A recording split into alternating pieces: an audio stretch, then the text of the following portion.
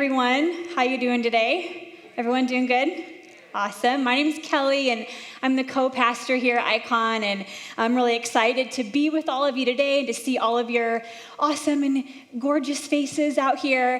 Hey, listen, here's the deal. It is August, okay? It is the end of the summer, and in just a couple of short weeks, all of our kids will be going back to school. Teachers, you're going to be in full swing. Students, you got school coming up. And so here's the thing. I have to share this with you because there's like a lot of excitement bubbling within my soul about this, because this is actually the first year in 14 years of parenting that all 4 of our kids are going to be in school full time. Oh my God.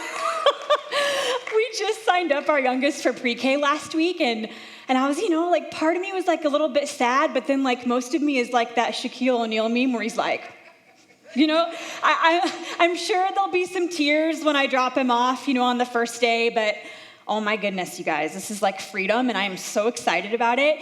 And I know that, this time of year, all of us who are parents and students and teachers, we're like in full swing, school supply shopping and getting ready to send everyone back to school. And so here's what we want to do. We want to offer something to all of you parents, because I know that at the end of summer can feel crazy. Sometimes you just need a break. So this Friday, we are offering a parents' night out to all the parents it's free childcare. So you can drop your kids off and go do whatever the heck you want. Doesn't matter. If you want to go school supply shopping, if you want to go home and sleep for a couple hours, if you want to go out to eat, you can do whatever you want to do. So we would love to have you drop your kiddos off. Just make sure you do go online to register an RSVP for your kids so that we know how many are coming and what to expect. So anyways, that's my little, exciting announcement for you today, that I am about to be kid-free 5 days a week, 7 hours a day. So, man, I am pumped.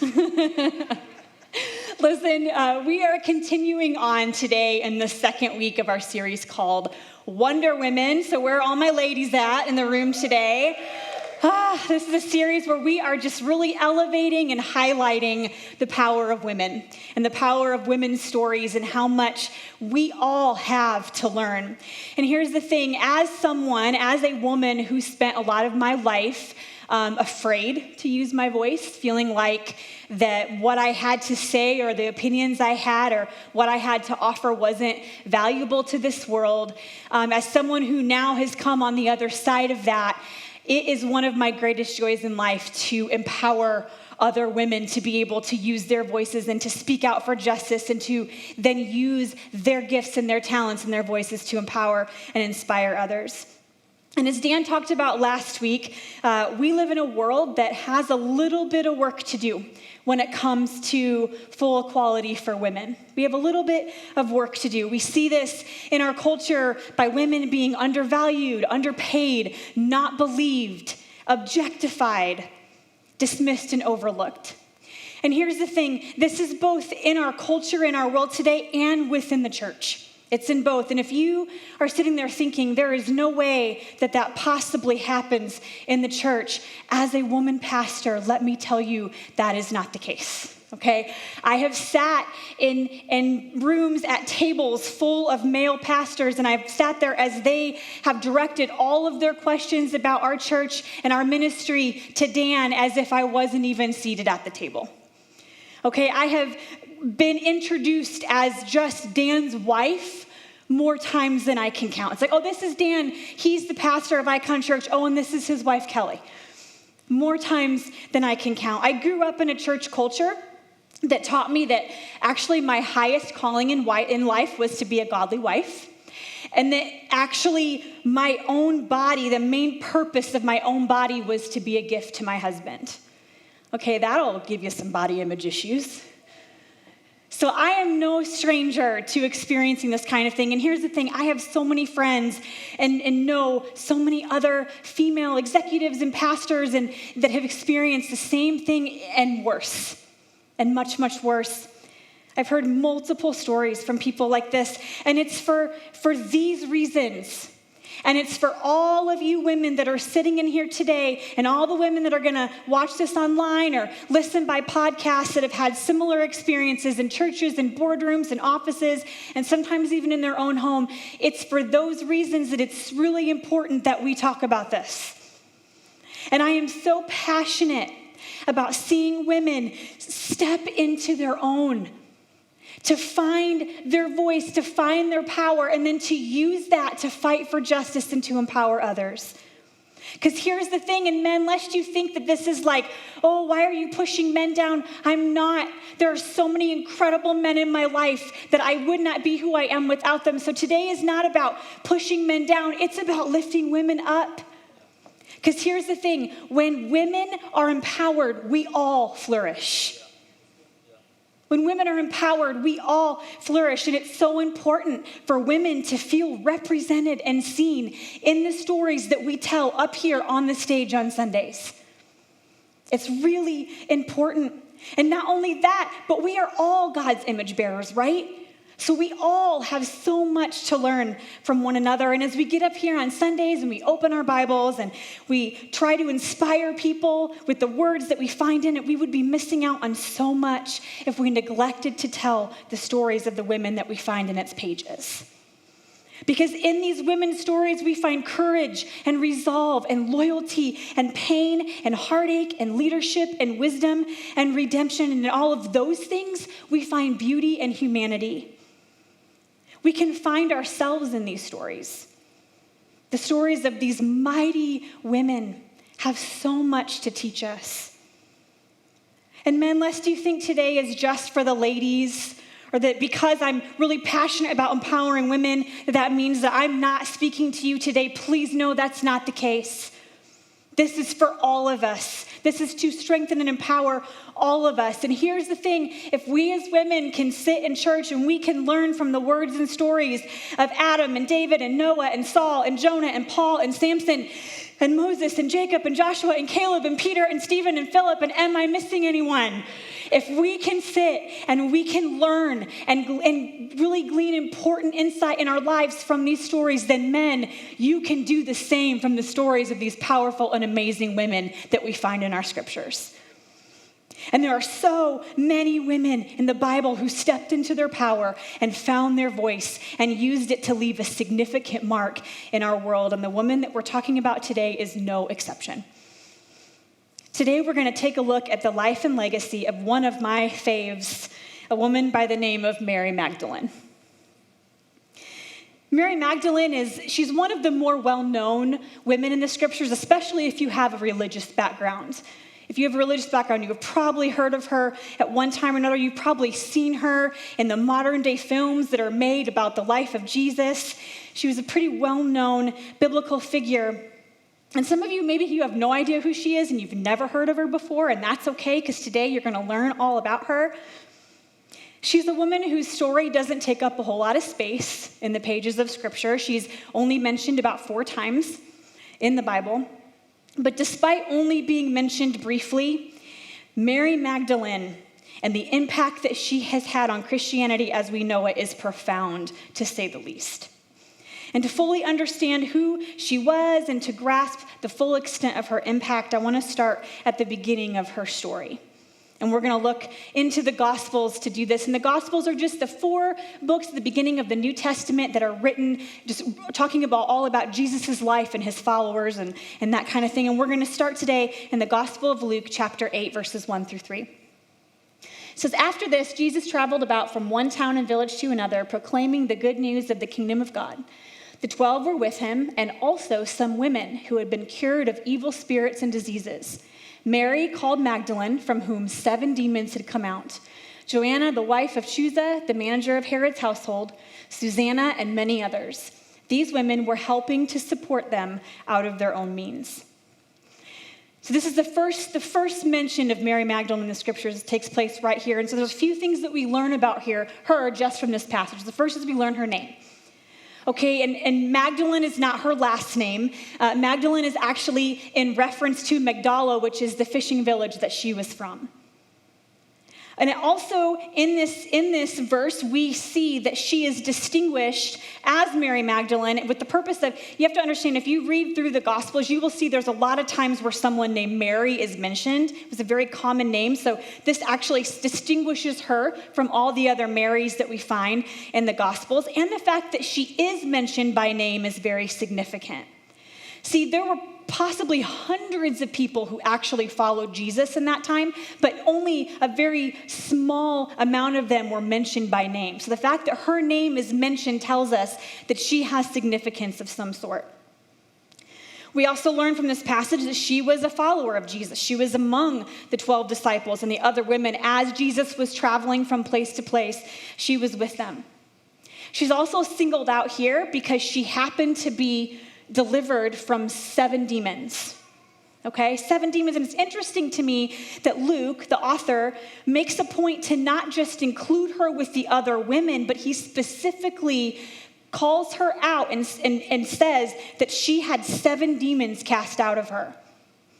Now, here in the West, we often have a certain idea in our head of what being a demon being cast out actually means. It's not necessarily like a Stranger Things episode where it's like, things are like coming out of them. But oftentimes in that day and in the context of that time, demons could potentially be referring to some kind of emotional or recurring physical illness, not necessarily the kind of demon possession that we would think of. And we don't know for sure. We don't know exactly what she was delivered from because it isn't specifically named in the text. But what we can gather from this is that clearly she had a life-changing experience by the power of the person of Jesus. We know that for sure. Something happened. She was delivered and set free in some way by Jesus that radically changed her life. We can also see through here that it was Mary and these other women that are mentioned. They were the ones who financially supported Jesus and his disciples in their ministry.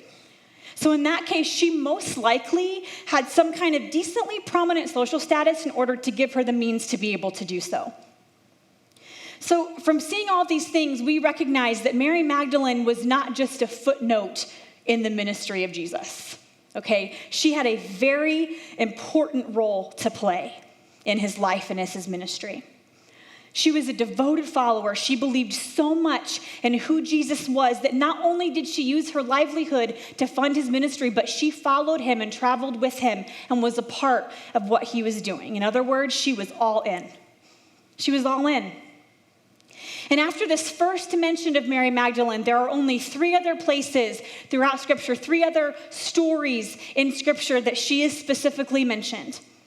And these 3 moments happen to be the 3 most excruciating and holy moments that we find in Jesus' life. And those 3 moments are the crucifixion, the burial, and the resurrection of Jesus. And it's these 3 moments that I really want to focus out today because it's during these moments that we really figure out and we really see who Mary Magdalene was and we see how influential she was and how her impact reaches even to us today. And so I want to start first with the crucifixion. And so we're going to look at John's account of this starting in John chapter 19, verse 25. And it says this: near the cross of Jesus stood his mother's sister Mary, the wife of Clopas, and Mary Magdalene. So here Jesus is already on the cross. He's already been arrested. He's been beaten. He's there on the cross. And this is who we find there with him. And a little bit further, it does say that John, his disciple, was actually there too. And again, all throughout the Gospels, we read that Jesus had a lot of followers. That even the 12 disciples are talked about over and over again. So it's interesting to me to read that there are only a few present in this moment. Only a few present in this moment. I mean, his disciples were like his guys, man. They ate together, traveled together. They gave up their occupations to follow him. And yet, in this most vulnerable and horrific moment of his life, they are nowhere to be found. And I get it, because if you read the account of what happened when Jesus is arrested, they were afraid of what might happen to them. When they realized that Jesus was going down, they took off. They didn't know what that meant for them. And I know that we talk about the crucifixion of Jesus now, and sometimes we say it so nonchalantly, and sometimes I forget what exactly was happening in that moment. I forget how horrific it was. Before he was even put on the cross, he was beaten so badly he wasn't even recognizable. And he's on this cross and he's nailed to it. And the onlookers and the Roman soldiers are gambling at his feet for his clothes and spitting on him and mocking him. I can't even imagine what that must have been like. I can't imagine being present for something like that for someone I don't know, for a stranger, and let alone for someone that I deeply, deeply love. How painful, how gut-wrenching that must have been. But clearly, Mary Magdalene and the few others who were present couldn't imagine leaving someone they deeply loved to go through that alone. And the fact that the other followers took off, every time I hear it talked about, or when I think about it, oftentimes they're ridiculed for that. Or we're like, man, they're so faithless. I can't believe they ditched Jesus. I can't believe they took off. They were supposed to be these like awesome followers. But in an honest moment, I understand their fear. I mean, even being associated with Jesus could have put their very lives at risk. And everything that they thought they knew to be true came crashing down around them. And I'm sure they were really confused and really afraid and didn't know where to go or what to do. And when I think about it, and when I think about had I been a part of that group, it's nice to think that I would have stuck around. I hope that I would have. But I can't say for sure that that would have been the case. I mean, everything that they thought they knew was called into question. Everything they believed about this Jesus who called himself the Messiah was called into question. I can see them asking themselves, was he really who we thought he was? I mean, he's supposed to be this savior, this Messiah that comes and overthrows Rome, and yet here we are with their boots still on our neck. And in fact, the Roman government just killed him. Was he really who he said he was? Surely he can't be the promised Messiah because he's dead. And when I think about this and I think about what they must have been thinking, I want to be careful of being too critical of them, because I can't imagine what this must have been like. So rather than asking myself what choosing to run away says about them, I'm more inclined to ask, what does her choice to stay say about Mary Magdalene? What does her choice to stay say about her? What does her staying say about her level of devotion to Jesus, her level of love that she had for her teacher and her friend, and her belief in the person of Jesus? What does that say about her? And as we continue to follow along in this story, we come next to the burial of Jesus. And reading from Matthew's account in chapter 27, verse 59, it says, Joseph took the body, wrapped it in a clean linen cloth, and placed it in his own new tomb that he had cut out of the rock. He rolled a big stone in front of the entrance to the tomb and went away. Mary Magdalene and the other Mary were sitting there opposite the tomb. So once again, we see Mary still there. She's still present. Something compelled her to be there. Maybe it was because she was grieving the loss of her teacher and friend. And what do we often do when we lose someone we love? We want one last look. There's something inside of us that compels us to not leave their side because we just want to be with them. We just want them back with us. Maybe she wasn't ready to say goodbye. Maybe she didn't want that to be the end of the story. And maybe she just wanted to be near the one who had changed everything for her. Whatever her reason was for going to that burial, the point is she was still present. She was still there. And even Jesus' death and all that surrounded it was not enough to keep her away. And then even after the burial, Mary Magdalene, she still isn't finished showing up. As we start to read the beginning of the account of the resurrection story, we'll start in the Gospel of John, chapter 20, verse 1, and it says this: Early on the first day of the week, while it was still dark, Mary Magdalene went to the tomb and saw that the stone had been removed from the entrance. So once again, Mary is back on the scene. And when she arrives at the tomb and she sees that the stone had been rolled away, Mary Magdalene, she runs to find Peter and the other disciples to tell them, listen, there is something wrong. Jesus' body is gone. I don't know where it is. The stone was rolled away and he's not there. So Peter and another disciple, they run back with Mary to the tomb and they go inside and they look and they see nothing but pieces of linen and cloth that had wrapped Jesus' body, and he was nowhere to be found. And after they see this, after they come and they go, yep, you're right, he's not here. Peter and the other disciples, they run back to go tell the rest of the disciples what was going on. And here's the thing, at this point, I would have some really serious questions. And I also think about, there are so many times when Jesus was with his disciples that he talked about his death. He talked about coming back to life again. And you would think that maybe in that moment, that one of those conversations we brought back to their memory, but for whatever reason, it's not. And the scriptures actually notes that, quote, they still didn't understand from scripture that Jesus had to rise from the dead. So they take off to go tell the other disciples that Jesus' body is missing, but not Mary. We see for the third time that Mary is still present. We read on in John chapter 20, verse 11, it says, now Mary stood outside the tomb crying. As she wept, she bent over to look into the tomb and saw two angels in white, seated where Jesus' body had been. Interesting that Peter and the disciple didn't see the angels, but she did. One at the head and the other at the foot. They asked her, woman, why are you crying? They have taken my Lord away, she said, and I don't know where they have put him. So clearly Mary is so distraught over this. And this would be such an unnerving thing to experience. Can you imagine? Can you imagine this happening? So after she says this to the angels, the text says that she turns and she actually sees Jesus standing outside of the tomb, but she doesn't realize it's him. For some reason, she doesn't recognize him, which, if you ask me, is pretty understandable given the circumstances. If I were her, I would be weeping. I would be really distraught. Maybe she had her head down. Maybe she just didn't take a good look at him. Plus, Jesus was dead.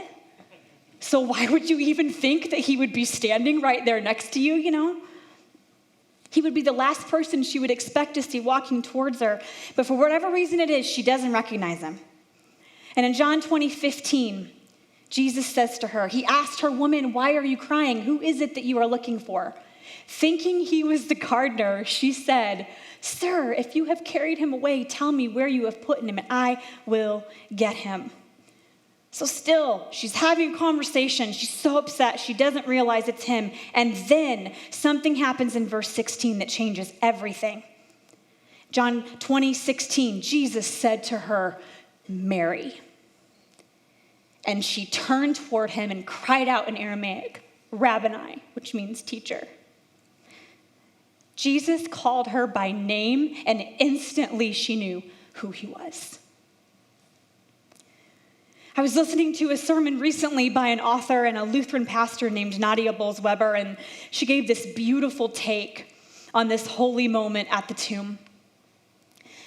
She said, Luke's gospel tells us that Jesus had freed Mary Magdalene from demons and evil spirits, which is why while it was still dark, when Mary Magdalene stood weeping outside his tomb, she looked in, saw angels, and was asked, woman, why are you weeping? I wonder if maybe she was crying because to Jesus, she wasn't that crazy lady like she was to everyone else. To him, she was just Mary. And when Jesus said her name, Mary, it felt like a complete sentence. And now she wondered who would ever see her as whole, who would ever call her by her real name. There was something about Jesus saying her name that snapped her back into reality and instantly made her recognize who he was. And maybe it was just as Nadia said, that when Jesus said her name, it felt like a complete sentence. Maybe it was because she had heard him say her name thousands of times and it rang so familiar in her ears. Whatever it was, Jesus called her by her name and she responded. And after she called out Rabboni, Jesus continued to speak to her in verse 17, and he said, do not hold on to me, for I have not yet ascended to the Father. Go instead to my brothers and tell them, I am ascending to my Father and your Father, to my God and your God. So Mary Magdalene went to the disciples with the news, I have seen the Lord. And she told them that he had said these things to her. So Mary Magdalene, the one who stayed, the one who knew what it was like to be forever changed by the power of Jesus, the one who had followed him faithfully and listened to his teachings and funded his ministry, the one who decided to be fully present at every painful and excruciating moment of this horrible and holy weekend, has now become the apostle to the apostles. That is who Mary Magdalene is. And here's the thing, Jesus could have chosen to first appear to anyone. Could have picked anyone, and he chose Mary. He could have entrusted this task of being the first to share the part of the gospel about his resurrection to anyone, and he entrusted it to Mary. In that day and time, men were elevated highly above women. Women weren't even considered to be a credible witness. They were considered to be easily deceived. They weren't even permitted to testify in court because they weren't believed. So given the times, it would have made more sense culturally for Jesus to have chosen a man, but he didn't. Instead, he chose a woman. He chose Mary Magdalene, and I love that he did this. Rachel Held Evans wrote a piece about the resurrection, and in it she said this, that Christ ushered in this new era of life and liberation in the presence of women, and that he sent them out as the first witnesses of the complete gospel story is perhaps the boldest, most overt affirmation of their equality in his kingdom that Jesus ever delivered. And to that I say, heck yes. And when I think about Mary Magdalene, when I think about why Jesus chose her, there are several things that come to my mind. I don't think Jesus chose her because she was perfect. I don't think he chose her because she had some kind of a special status that motivated him to choose her. I don't think it was because she was the smartest or because she had perfect theology. I don't think he chose her because she was the most wealthy or because she worked really hard to earn her place. I think Jesus chose her because of who she was. He chose her because of who she was. See, she knew what it felt like to be tormented by demons and then to have an encounter with Jesus and see those demons flee. She knew what it was like to be marginalized because of those demons, and she knew what it was like to be embraced instead by Jesus. In a time when it was believed that women didn't have a lot to offer, she followed Jesus anyway. She became his disciple anyway. She chose to enter into the pain and the suffering of her beloved teacher and friend, not knowing if anything good was going to come out of it on the other side. But she chose to show up anyway, and when most everyone else ran away in fear, she chose to stay despite her fear. Even though she knew there was a risk of no one believing her, when she ran out to tell everyone that Jesus was alive, she did it anyway. So when we look at who Mary was, what does that mean for us today? What does that mean for us? What can we learn from this woman of valor, this apostle to the apostles? Here's the thing, if Mary Magdalene were alive and well and standing here before all of us today, I think she might look at us and say, God doesn't choose you in spite of who you are. God chooses you because of who you are. He chooses you because of who you are. See, so often we think that in order to be accepted by God, we have to somehow clean ourselves up or push down and ignore the parts of ourselves that we aren't proud of. We think that when we come to church or we go to small group, or even when we're having dinner with friends, we think that we have to smile and say that we're fine and, oh, the joy of the Lord is my strength and everything is great. Because in reality, we're actually afraid of telling each other the truth. Or we count ourselves out of following Jesus or even knowing God altogether because we have really, really big doubts and a lot of really hard questions. And most days we wake up and we aren't sure if we even believe any of this. We get so fixated on being pure and holy and righteous that when we feel like we've fallen short of those things, we heap buckets of shame upon ourselves. And we live in this constant state of thinking that God cannot possibly want to be near us. But what if we're wrong? What if we're wrong? What if we don't have to clean ourselves up? What if we don't have to ignore the messy parts of ourselves, but rather we can bring our whole selves before God and each other? What if we don't actually have to pretend like we have it all together? And we can actually tell each other the truth. And in that truth, we can find the freedom to really be who we are. What if we can embrace our doubts about our faith? And we can ask our hard questions, and we can have days where we don't know if we believe any of it, and yet still follow Jesus and pursue knowing God. What if? And what if our understandings about being pure and holy and righteous aren't actually the things that God is concerned about? And what God actually delights in is when we show up for our life fully human, just as we are.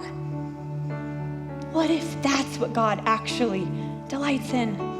And I believe that God is saying to all of us today, I choose you because of who you are.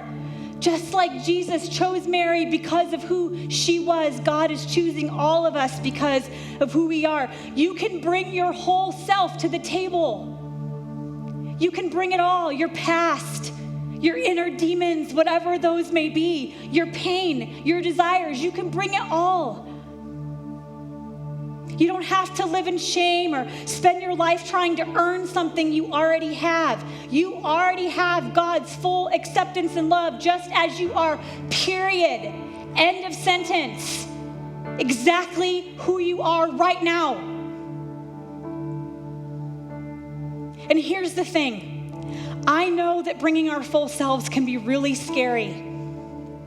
Vulnerability is really, really intimidating, and it's really hard, especially when we've grown up our entire lives pretending and faking and trying to put on a good Christian face. I know that it can be really hard. Letting people see all the parts of us and telling the truth about who we are can be really terrifying. We've spent so much of our lives either being told by others or by culture or by the church itself that who we are just isn't enough. We've been told that our mess is too messy. It might make someone else uncomfortable, so don't talk about it. But here's the thing, as scary as it is to show up as your full self, there is nothing more freeing than being fully who you are. Nothing more freeing than that. And you're not always going to make everyone happy when you choose to live this way. Not everyone is going to welcome this kind of wholehearted living from you. But I believe that when we choose to show up in the world as our true selves, fully who we are, we will find there are so many others who are dying to show up like this too, that are tired of playing the game, that are exhausted with putting on the masks and pretending that everything's fine when it's not. And imagine the kind of world we can create as we all commit to showing up as our full selves. And also when we in turn invite others to show up as their full selves too. Imagine the kind of world that we can create. Mary Magdalene brought her whole self to Jesus in his life, and she brought it in his death. She continued to show up with her grief and her pain and her questions, and because of this, she got the opportunity of a lifetime to participate in the resurrection story. And when you continue to show up as your whole self, mess and all, you just might get the opportunity to experience resurrection too. Because after all, God is in the business of bringing dead things back to life. Just ask Mary Magdalene. She knows.